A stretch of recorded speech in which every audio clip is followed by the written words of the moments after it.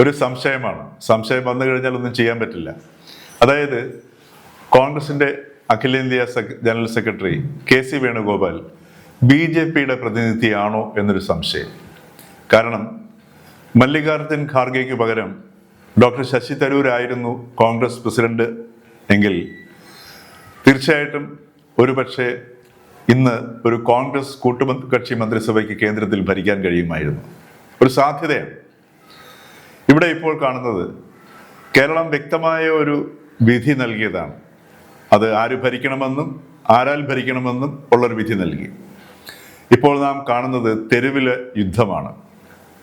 K C. Venugopal ഇവിടെ പിൻവാതിലിലൂടെ മുഖ്യമന്ത്രിയാകാനുള്ള ശ്രമത്തിന്റെ ഭാഗമായി. ഈ ഒരു ശ്രമം പോലും പരിണമിക്കുന്നത് കേരളത്തിൽ BJPയുടെ വളർച്ചയിലായിരിക്കും.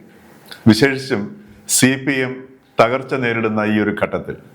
അപ്പോൾ കേരളത്തിൽ BJP തങ്ങൾ കരുതുന്നതിന് മുൻപ് തന്നെ ഇവിടെ അധികാരത്തിൽ വന്നു കഴിഞ്ഞാൽ അതിൻ്റെ ക്രെഡിറ്റും കെ.സി. വേണുഗോപാലിൻ്റെ അക്കൗണ്ടിലായിരിക്കും എന്നുള്ളതിൽ ഒരു സംശയവുമില്ല.